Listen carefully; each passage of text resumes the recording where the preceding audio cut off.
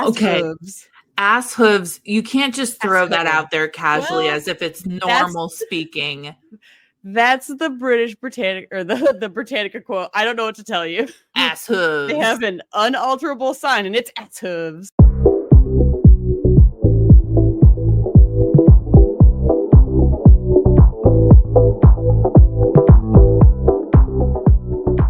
Hello. Hi. Welcome to Say Smut, a literary podcast for readers and non-readers. Welcome. That is Sarah, and she loves books. And that is Hope, and she loves talking and hearing about my books. Each episode, I break down the plots of some pretty wild books to Hope, who has not read them. Nope. And I'm just going to let you know right now, you definitely didn't read this one. For sure not. For sure not. So before we get into anything, we want to say happy spooky season, everybody. We only have one episode, this episode and the next episode left of spooky season. True. And this has been a blast to really throw it into the crazy side of smut.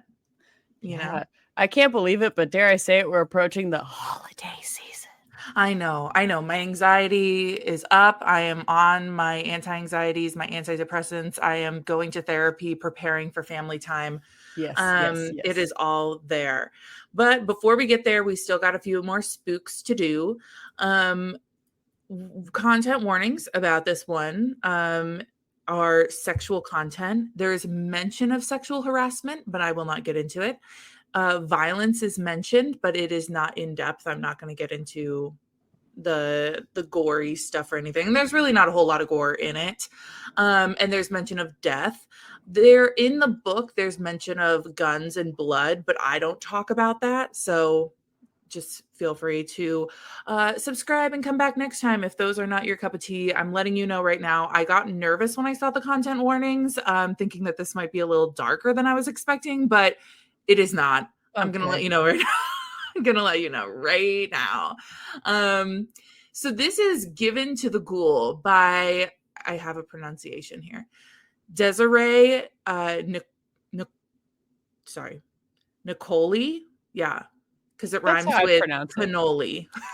That's Desiree Niccoli. Yes. The author put it in her bio. So Given to the Ghoul is, I think, like her fifth book. It on Storygraph, it has a 3.75, which is actually pretty decent for a smut book. On Goodreads, it has a 3.91, which is actually really, really good. It's pretty good. So I'm just going to read her bio that was put on Goodreads. So by night, Desiree M. Niccoli writes a blend of vicious romance and cozy horror featuring monsters, villains, and the supernatural, and often served with mostly emotionally intelligent characters and heart. By day, she is a public relations professional living the nomadic military life with her husband and two cats. Pottery Hepburn. That's great. Pottery Hepburn. Like Audrey, but Pottery. But yeah. Pottery Hepburn. Pottery Hepburn. Puma Thurman. These are good. Yes. I require every author, because I know every author has an animal. Every author needs to tell us what their animal's name is. I will not accept anything less. Although born and raised in Pittsburgh, which I just drove through the other day, Desiree has since lived in coastal Maine, where her spooky heart truly lies, and Maryland. So, Desiree, thank you for this gem. I hope to have more from you in this kind of category. It seems like you're kind of new. You got some fresh blood on the scene, because I looked at some of her other work, and it doesn't look as monster-y. So it seems like this is maybe a new thing. So very, very excited. Do you have any thoughts, concerns, or suggestions before we get started, or are you ready? I think we should completely change the format of the podcast.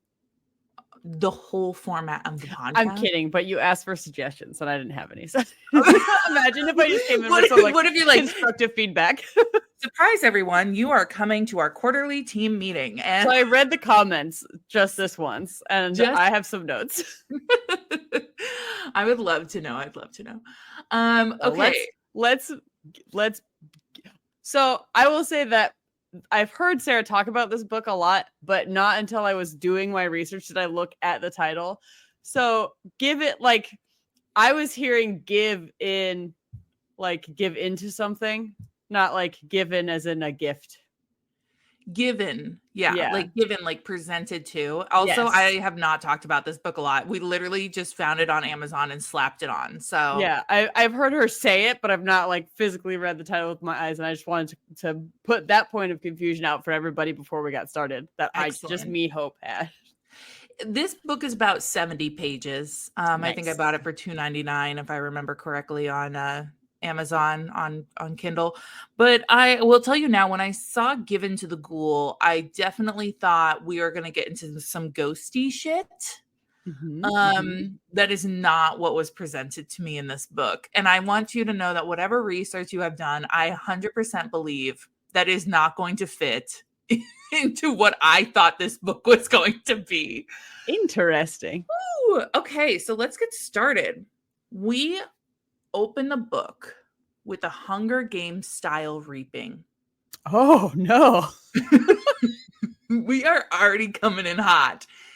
So we're in this little Arizona town, and everybody is gathered around, and there's a little raggedy wooden box, and they've got all the names on pieces of paper, and they pull out a name, and they read the name, and it is Mina, who is on the piece of paper.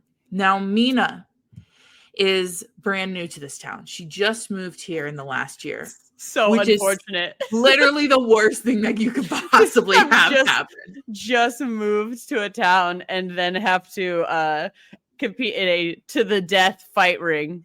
That's what do you think? What do you think what is this reaping style situation? Given the name of the title, and we're in Arizona, a little small town, what do you think is going to happen to Mina?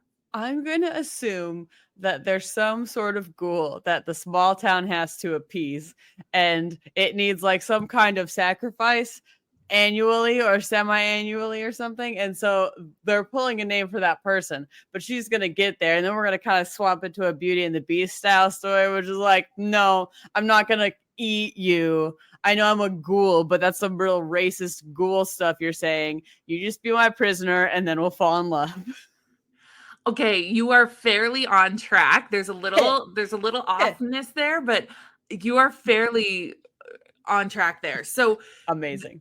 The town does an annual reaping or like polling of a name in order to figure out who they're going to sacrifice to the desert, where she has to go in and essentially be sacrificed to the ghoul. Sure. Well, the problem is that she obviously is like, this is bullshit, and she had heard about this. This is one of those kitschy things that you're like, here's a small town that believes in this folklore, and it's funny, and they put it everywhere, but deep down the town truly believes in it, and it like actually Bigfoot is a thing. Yes, exactly. yes. So like there's like little ghouly things in gift shops and whatnot, but like she always thought it was like kind of kitschy and like whatever, it's fine, it's not a real thing. And then her name gets pulled and she's like, you got to be shitting me. Okay. And so she immediately tries running away, and of course they trap her, and they're like, you think that can't work because this is a whole book. This is an entire book. And she also, like, one of her neighbors who like treated her kindly when she had started moving in, they had all of a sudden are like, oh, you think your life is more important than ours, which is kind of the complex of who would you rather save, one or many, depending on the situation, right? Sure. So she has 2 days to get her affairs in order. What do you do during those 2 days? What's your plan, Hope Wilson? I have dogs, so I have to account for who will take care of them while I'm being, I don't know, sacrificed, ? So I guess it's sort of just like making sure my dogs go somewhere, but it's not like I'm not going to do a whole lot of cleaning up of my shit because I'm about to go get sacrificed into a desert, seemingly forever. So, like, I don't know. Do you even hang out with your family at that point, or is it too sad? I guess say some goodbyes. That's important. Her family, her parents are kind of nomads. They're kind of wanderers, and so they don't live in the area. She's kind of a wanderer. Of course, she has no friends because a female main character can never have No friends. friends allowed. No friends. Absolutely not. So she ends up sitting in her house under guard for 2 days, essentially, because she tried to escape. And she's sitting there, and of course, she's reading, and there's some snide comments about people who, try and censor books, and I appreciate that. I love when authors are just like a little snarky and they're like, I don't have to put this in my book, but it is the Lord's year of 2023, and we do live in allegedly a democracy, and allegedly, place where we should be able to read what we want, but apparently that's not true. Wink, wink, nudge, nudge. So the mayor comes to her door and pretty much says, well, okay, what do you think the mayor is going to tell her? I mean, I assume it's so before we give you to this ghoul, here's what you gotta know. He eats spaghetti on Tuesdays. His favorite color is green. He hates country music. It's like, the must know info before you go and I assume fall in love with the desert ghoul that you're sacrificed to. I wish it was that simple, but helpful hints is not what he's presenting. No, he's here to give her an ultimatum. You can either get dicked down by me or you will go into the desert. And she turns him down. And to be honest, I'm not saying it is right. I'll go to the desert. Bye. I'm not saying if it was right, but I am going to say that if I was in this situation, I might not have any more morals or, moral compass at that point and say, okay, sure. That's fair. That's a fair choice to make. Like, yeah. Come on. That's a fair choice to make. But then, I mean, I guess it's all well and good if he makes you not... Is he offering to, help her, smuggle her out of the area? Because people will know if there's no sacrifice to this ghoul. Because... Will they? I don't know. Will they? I didn't read the book. Come on. You need to know these answers. He's essentially have sex with me or I'm handing you over. So it kind of makes it sound like he has the authority to be like, no, we're not going to give the ghoul. They don't really explain that part. But again, 70 pages. We've got It was a non-option. It's not worth explaining how that would magically work. Because I'm just imagining the sort of really insane walk of shame the next day when it's obvious that A, you've dicked down this person, and B, you were not sacrificed to a ghoul. Yeah. Everybody's like, what the hell? They're like, what the? Now something is going to happen that's bad. Well, I will also tell you, I want to give you a little more context into the environment we're in. It is modern times. We're not in some historical reference here.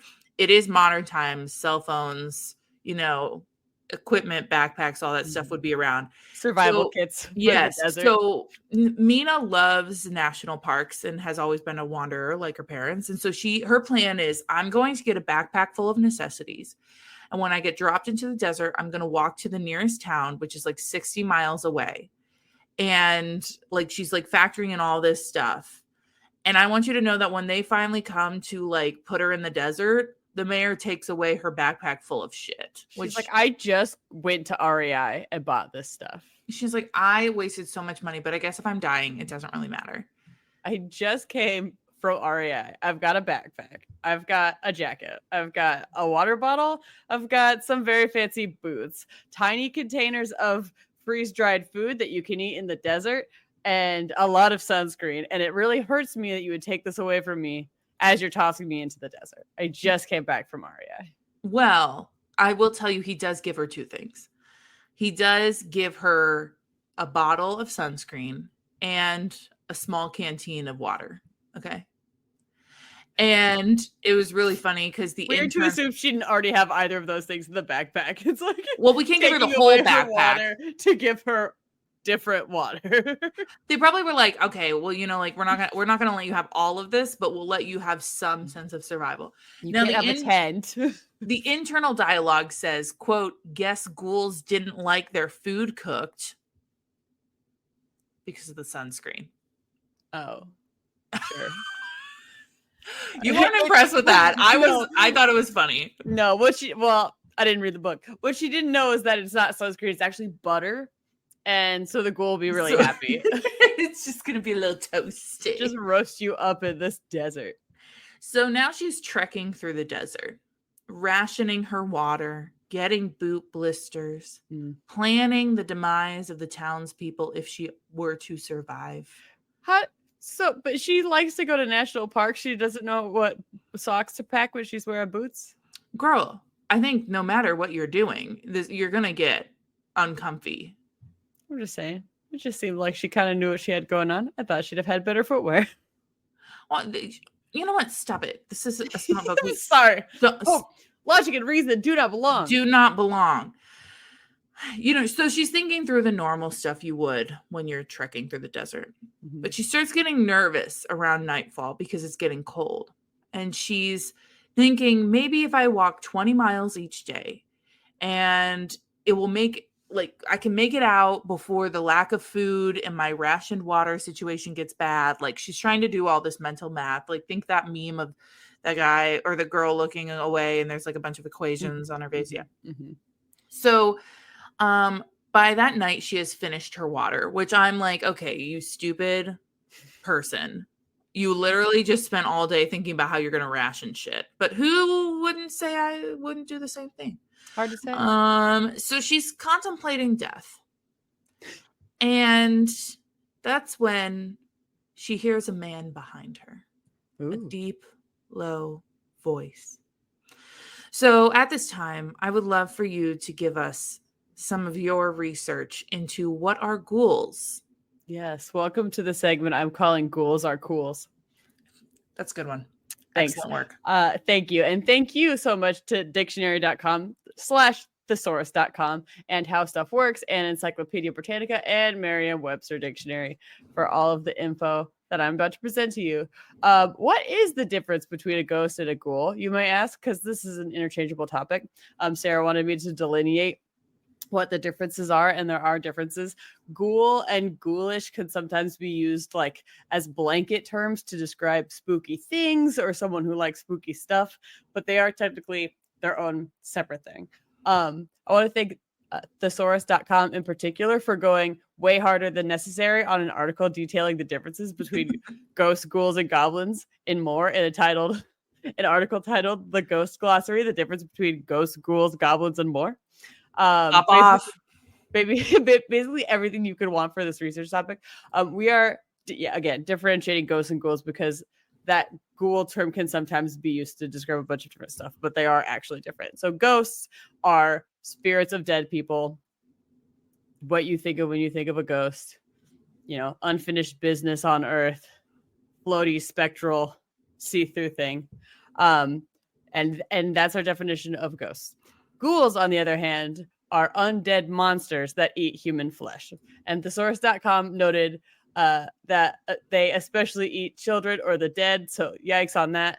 But in general, undead monsters that eat flesh. So not like a person who has died and then their spirit lingers. They're like a whole undead creature. What they lack in common qualities, I wrote that they make up for in having the letters GHO in their names. So that's pretty cool. It's a pretty cool thing that they share in common.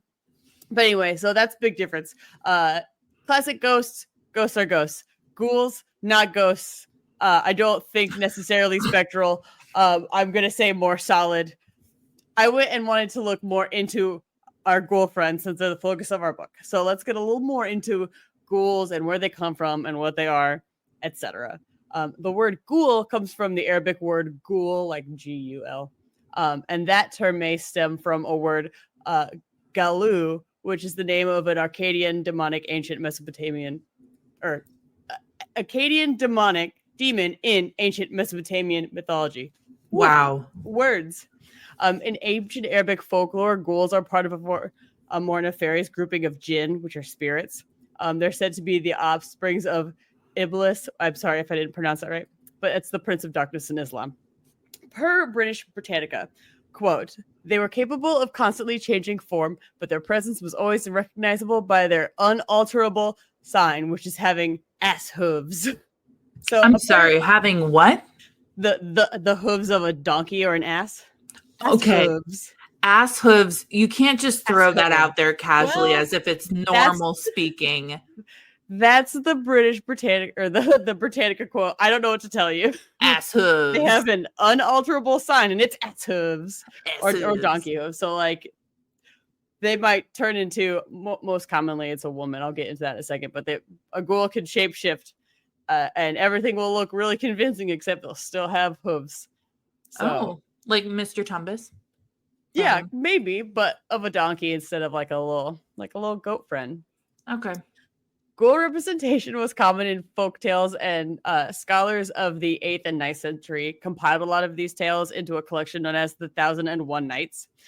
In original Arabic text, ghouls of the 1001 Nights were like little tricky dicks who would lure and kidnap travelers or horny dudes in the desert by describing themselves as beautiful women. So that they'd be like, look at me, I'm so hot, pay no attention to my ass hooves. Oh And my then they gosh. would distract these people and then eat them. Although I did see a fun little thing that said they would break into storerooms and eat dates. So that's another thing that ghouls may or may not have done. Sarah's having a hard time with all these fun ghoul facts. I remember, I'm just going to have you tell me, no logic, no sense. You just horny men in the desert or eat dates from storerooms. Well, it's like unsuspecting travelers we will trick and eat, and also maybe in my spare time I will break into a storeroom I come across that has dates in it and maybe also eat those dates. Like land mermaids almost. Wherever like the day takes you. Like little sirens of the desert. So yeah, take that. You know what? Sometimes the people flesh gets boring. And you're like, it's like when you've eaten a lot of fast food and for a day you're like, I could really use a salad. But just dates instead of people. So you're welcome for that. I learned that the Arabic didn't specifically identify ghouls as grave robbers who eat dead people, which is apparently a common I don't think about ghouls a lot, but apparently it is common to think of them as grave robbers who eat dead people. According to How Stuff Works article I found, this description comes from a French translation of the 1001 Nights collection of stories. It was written in the 18th century, and the translation was by Antoine Galland, or however his name is pronounced. But basically, the translation of these stories took a whole bunch of liberties, including the introduction of this female character who preferred the company of graveyard ghouls to that of her husband. But that wasn't in the original translation of the like folk tales in this collection. French people just kind of be adding stuff. So that's fine. The original world was eventually angelicized to ghoul and entered English tradition as grave robbing creatures that feed on dead bodies of children because of that mistranslation. They were described by Edgar Allan Poe as, quote, neither man nor woman, neither brute nor human. And modern Arabs use ghoul to describe a human or a demonic cannibal. Apparently, this is a term used to scare disobedient kids, kind of like a boogeyman would maybe be like a ghoul. We tend to use the word more generally for any sinister creature. Example, ghosts and goblins could be generally referred to as ghouls, but like technically that's not right.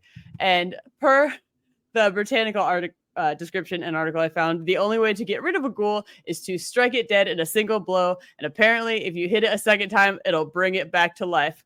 Talk about loopholes. So no word on whether repeatedly hitting a ghoul means you would just be killing and reanimating and killing and reanimating again. But honestly, that's its own type of torture for that ghoul too. Just like dead, alive, dead, alive, dead. Just a lot of back and forth. Not sure, but if you hit it once, you're good to go. And if you hit it twice, then you undiddled your death. And the ghoul's still gonna eat your flesh.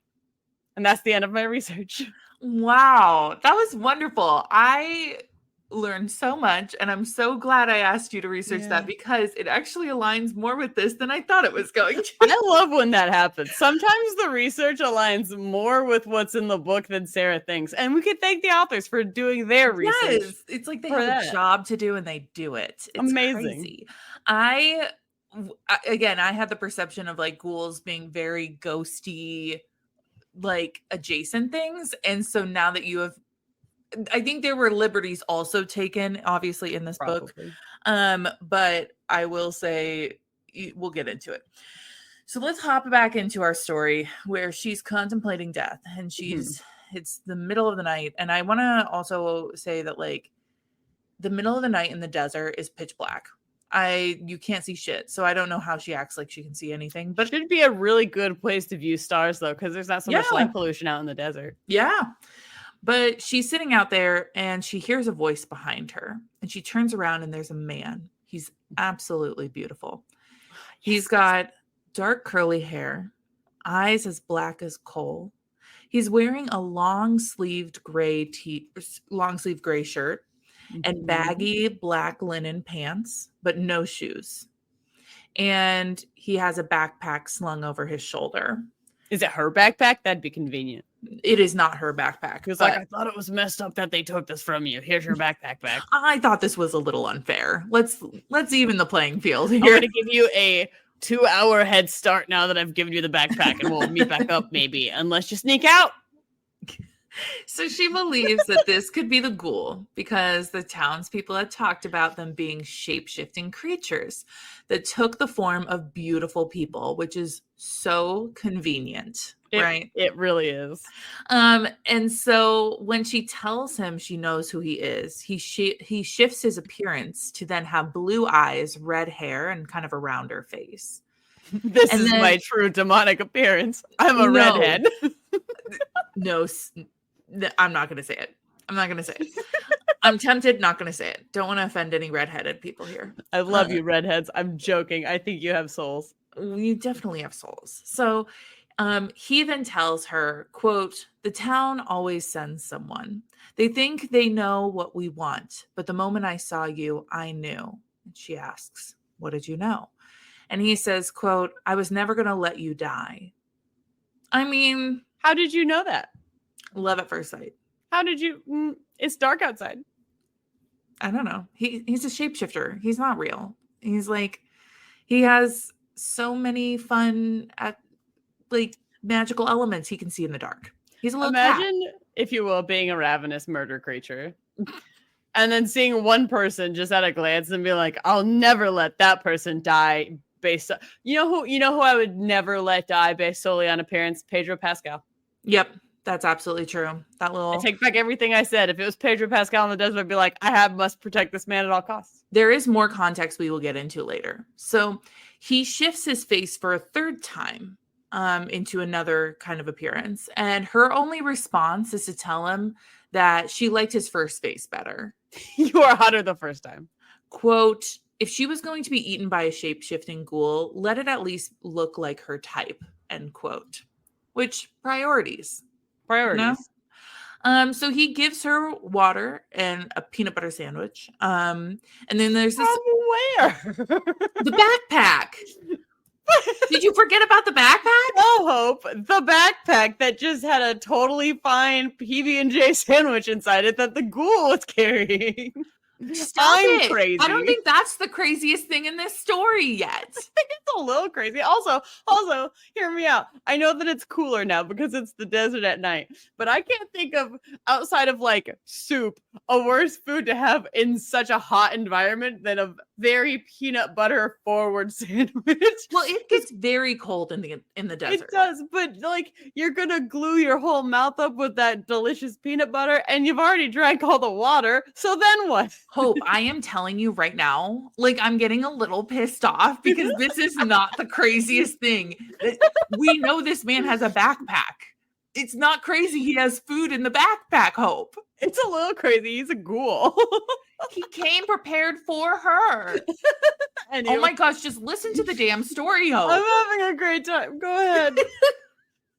So there's this weird moment when they're kind of feeding each other and staring into each other's eyes. As you do. Yeah. Peanut butter and jelly sandwiches in the desert. Yeah, they're just holding. She's got the peanut butter sandwich in her hand, and then like he's also holding her hand, and then they're just kind of like feeding it back and forth. I'm not going to talk about it too much because like there's really nothing else to say.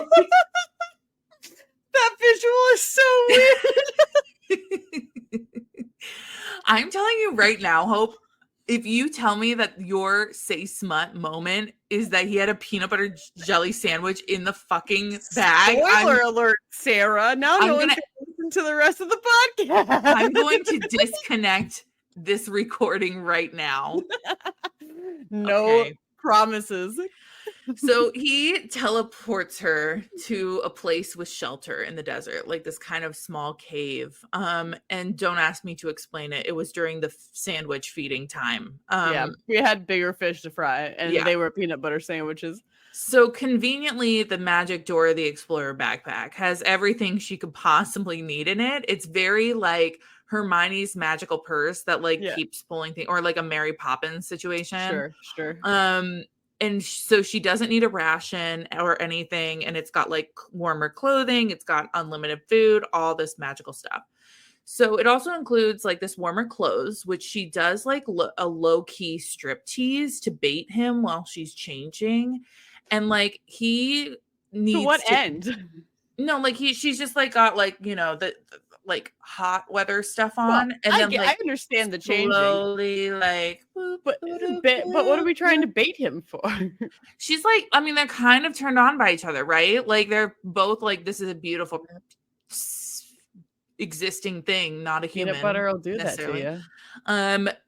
And so he has to concentrate to have like this facade on his face, right? Oh. And so because he's so distracted by her striptease situation, his face starts glitching.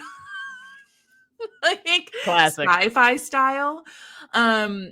Anyway, so then he goes up and licks her neck, and he's got these sharp pointed teeth that slowly like slightly curve inward and has like this serpent like tongue.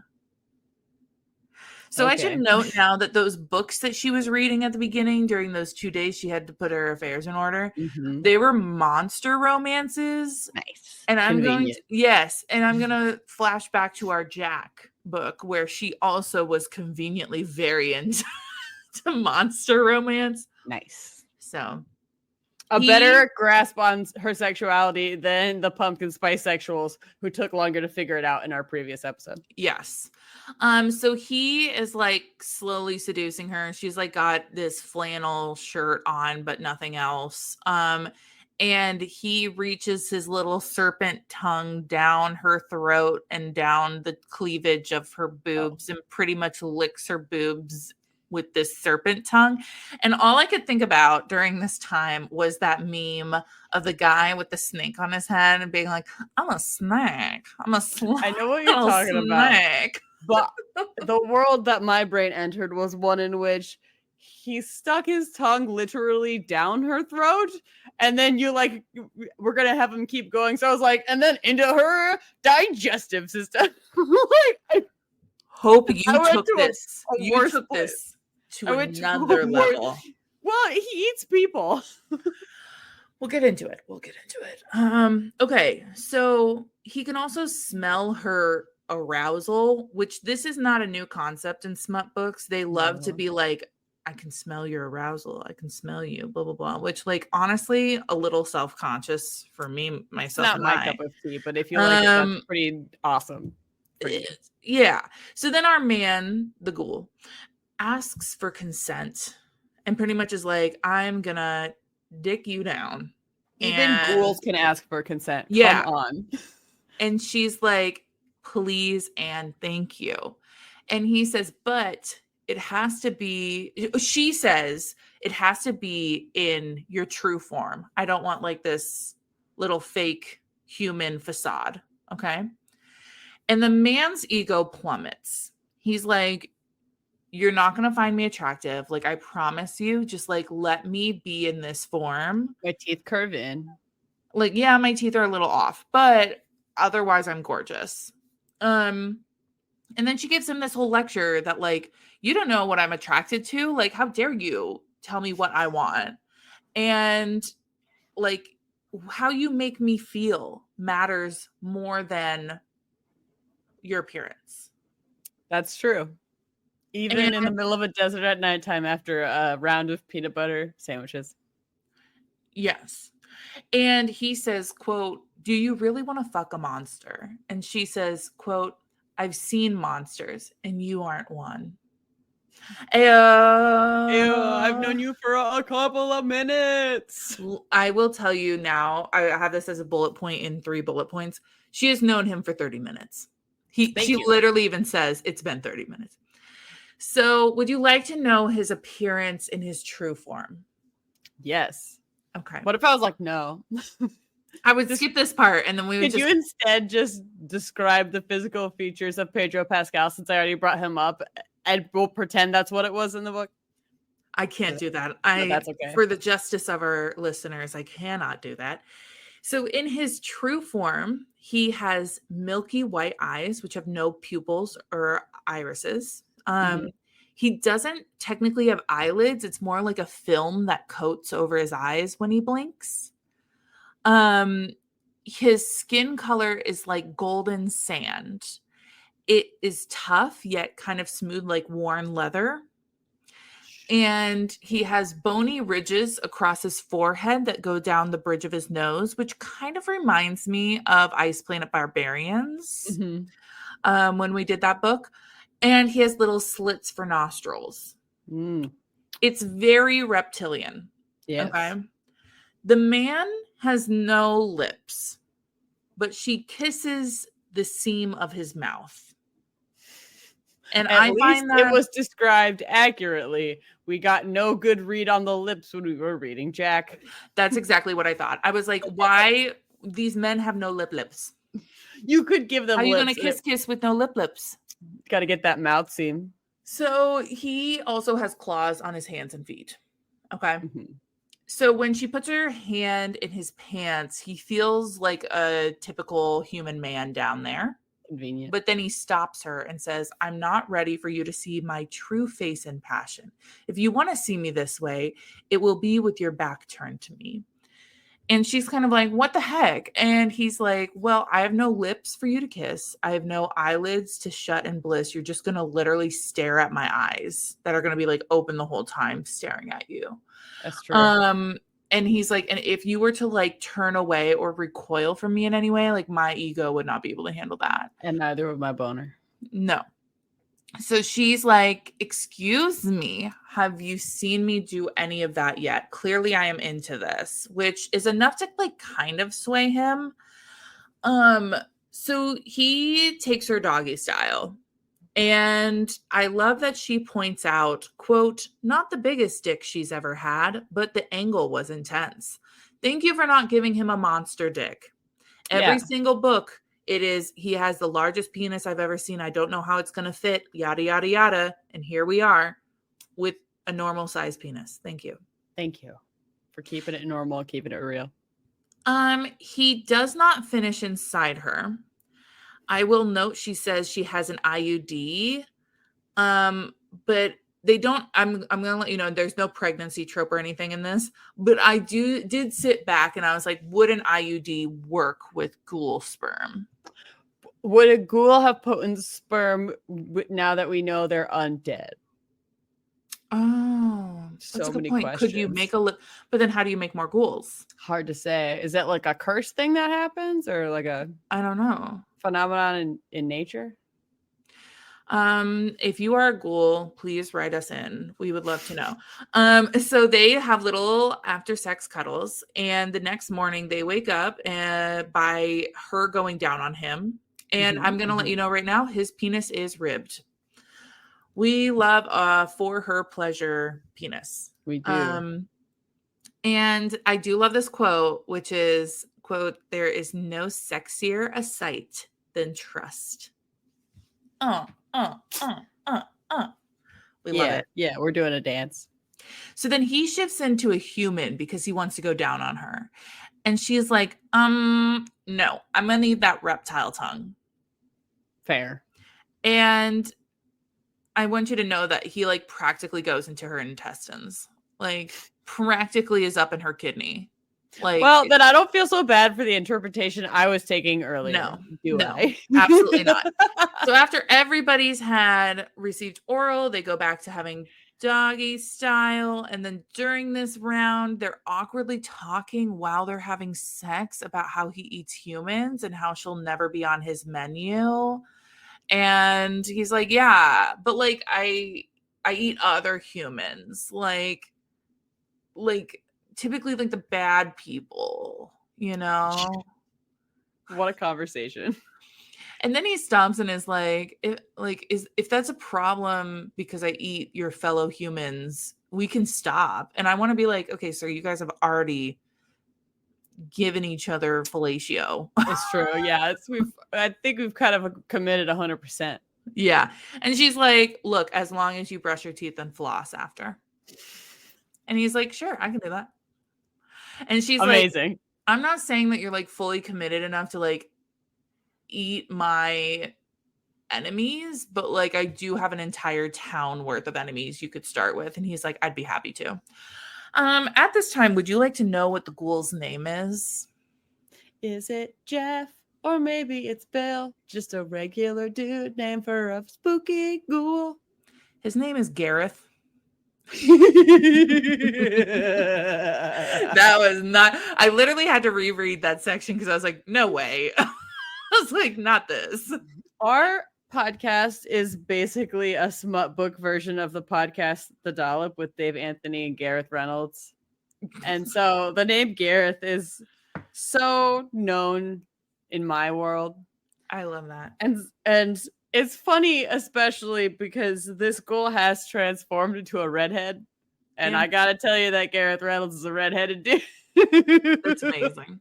Just comedian, podcast host, beloved child of Wisconsin. Gareth Reynolds. To all the Gareths out there. So she awkwardly asks him, like, so where do you live? And he's like, oh, yeah, like we have an encampment like 20 miles from here. There's like 40 of us. Yeah, there's 40 of us. I got my own yurt.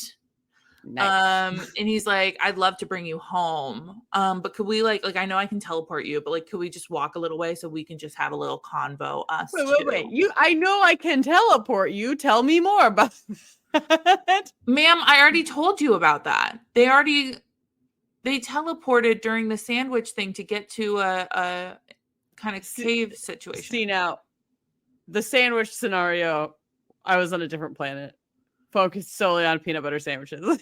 I'm convinced you are not in this podcast right now. I'm convinced you are. Look, elsewhere. In a world where we're eating peanut butter sandwiches in the desert, and also teleportation happens, I'm going to be focused on the most impractical, which I think we can all agree is peanut butter sandwiches, a hot desert. I swear to God, if you make that your Say Smut moment, I will.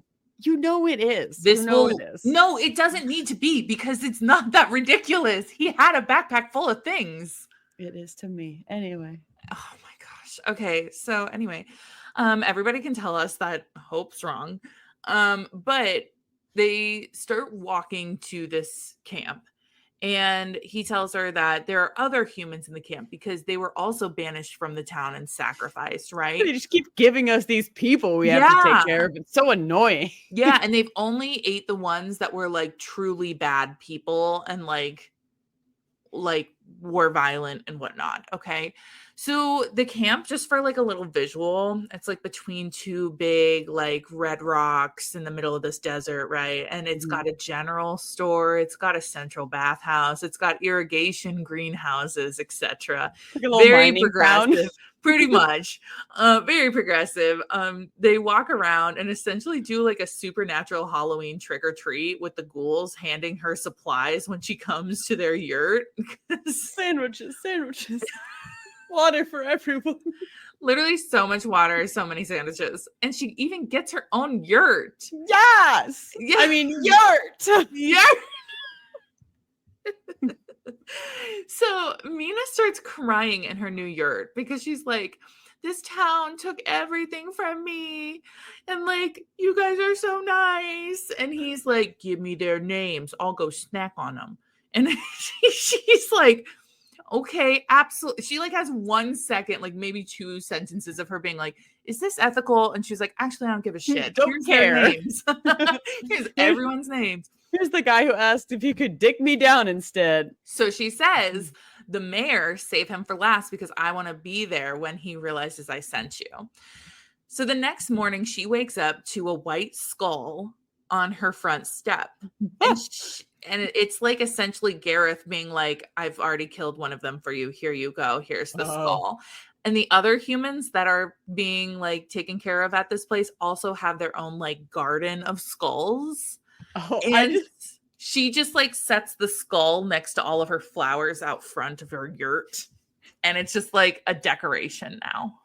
I do like that there isn't a world in which everybody else who's in this community who, like, our main character just moved there, so she has no emotional ties to the town. But presumably these other people are like longtime residents of a town and just happen to have their name pulled. And I love that they're like, yeah, go ahead and just murder everyone in the town that I lived in. You know what? I've got a list of enemies. I've got 99 problems, but a yurt ain't one. So me neither, because I don't have a yurt and I'd like to. Maybe it is a problem. Well, if I was living in that town. So he also is like banging the ever living daylights out of her like multiple times a day. And apparently it comes after he's like feasting on these people. It's like making him a little bloodlusty. Sure. And especially because she, quote, trusted him with her vengeance. Like he's like, okay, I'll be your zaddy and take care of you, but it's gonna make me nothing horny. hotter than when your partner trusts you with their vengeance. There's nothing sexier, nothing hotter than trust. All right, and vengeance. There's like this underlying problem between them though that is like, oh, well, she still wants to be like face to face with them when they have sex, and so. But he still doesn't like her looking at his face. So there's this party scene where they start dancing and he takes the shape of a man and she's disappointed by this because she wants him to trust her with the true appearance, right? And he's like, I can give you anyone you want me to be. Like, just let me be whatever you want me to be. And she's like, no, I find you attractive. I want you to be yourself. Yeah. And apparently that's all he needed to hear. Like, that was the magic word. Like, it took 5 seconds to get over like 30 pages worth of trust issues. But after this wonderful team bonding moment, he asks her if she wants to go with him to eat the mayor. And of course she says, yes, sir. Let me get my pants on. So that's the best whole sentence anyone's ever said out loud. Do you want to go with me to eat the mayor? Yes, sir. Let me get my pants on. Yeah, because they just boned hard. And so now it's like, all right, let me do this thing. So pretty much Mina and another ghoul stand outside the mayor's window while Garth goes in and like opens the curtains really dramatically and like is like, look who sent you or sent me, to get you, blah, blah, blah. And it's like, he's just like kind of playing with his food before he eats him. And then before she can see anything, like the ghoul she's with like teleports them to the other side of the road. And Garth. All of a sudden I'm thinking Garth Brooks. Gareth drags the mayor out by his hair and like all the ghouls are like waiting in the yard like, yeah, let's go. Like I'm thinking like biker We're gonna eat him up. Yeah. They've got like salt and other condiments. Literally. So they start ripping him apart, but there's no blood and gore that she can see. It's almost like they're feasting on shadows. Like I imagine almost like a cartoon like brawl scene where it's just like a big cloud and they're all just like in there. A foot, a fist. Yeah. And so this is, of course, the moment she realizes she's falling in love with Gareth, right? I mean, I think that of all the moments that have passed, we can all agree this is the most romantic one. This is. And the book ends with him walking up to her and delivering her one more bleach white skull of the mayor. Aww. Thank you for my skull. Thank you. And in the jaws of that skull, a diamond ring. And he proposes. She's like, yes, let's combine yurts. He only lives a couple yurts down from her too, which is so convenient. Yeah. But I guess I can have 40 people. Like, need to combine yurts or trade yurts. Trading yurts. Expansion. Double yurt. That Double is our your pleasure, double your story. fun. That's our story. Do you have any questions, thoughts, concerns, or suggestions? Man, nope. A+ book for me. I had a blast. It just wasn't what I thought. I didn't think we were going to go down the reptile route, I guess, for the description of him, you know? I didn't think we were all going to fall in love so fast, but here we are. It's 70 pages. What do you want? I'm just happy we're all happy, you know? I'm It's a beautiful book. I'm surprised what can happen in 70 pages. A lot can happen in 70 pages. That's what I've learned. When you know, you know. The first cut is the deepest. Okay, so we're going to go through our scoring now. Are we going to do diversity? I always feel weird with these when we do diversity because, like, there's no description right of people's other real than appearances. At one point, Gareth was ginger. Who could know? And yeah. No, it's hard.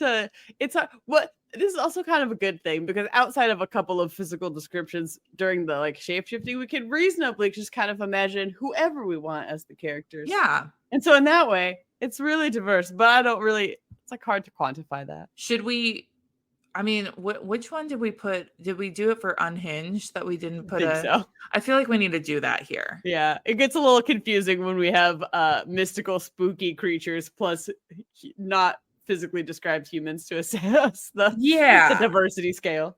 So, well, I'm gonna give the plot for what this was. I'm giving the plot 5.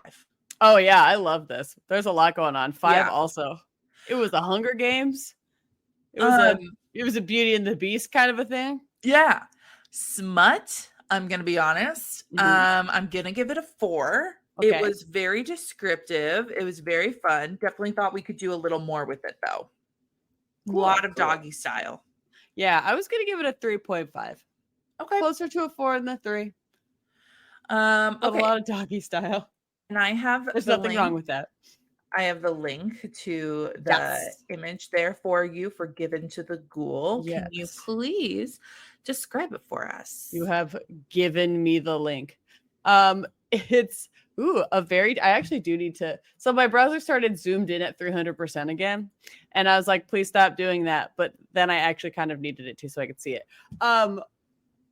Big flaw number 1. So basically the background of this is a very dark close-up of a dude's face.